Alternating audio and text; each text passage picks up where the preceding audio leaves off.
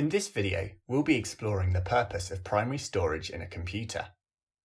Primary storage, often referred to simply as memory, is a fundamental component of computer systems, serving as the primary location where data and instructions are temporarily stored for immediate access by the CPU. It forms the backbone of a computer's ability to process and manage data effectively in real time.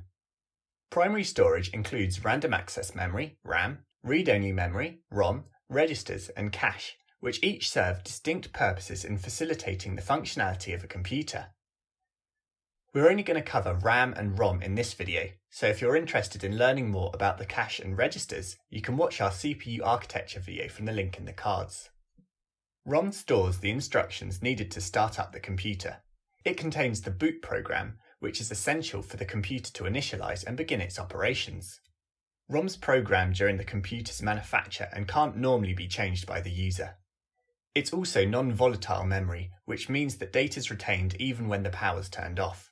ROM also has a small storage capacity compared to RAM, typically only needing a few megabytes for the boot program.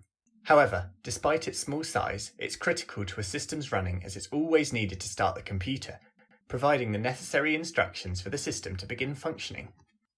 RAM, on the other hand, is like a temporary workspace for the computer. It stores data and instructions that are currently being used by the CPU. For example, when you open a web browser or a document, the program's data and instructions are loaded into RAM for quick access. RAM can be changed by the computer at any time, meaning data can be written to and read from it freely. RAM's also volatile memory, which means that when the computer's turned off, all of the data stored in it is lost. You can think of it like a whiteboard that gets erased every time you switch off your computer.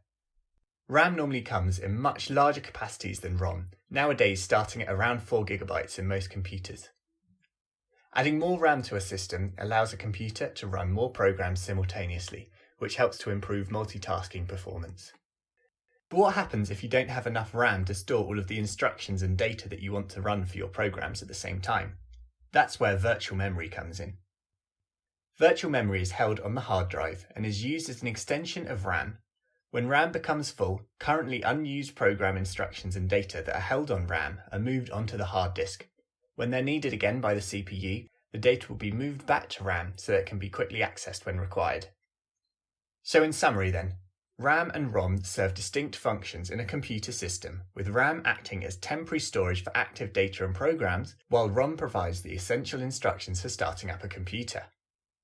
RAM is volatile, can be changed, and has a comparatively larger storage capacity, whereas ROM isn't volatile, is read-only, and has a much smaller storage capacity. We've also talked about virtual memory, which utilises space on the hard drive to store unused instructions or data when the RAM is full. So that's the end of this video. If you'd like to test your knowledge and access other lesson resources, then make sure to head on over to revisio.uk.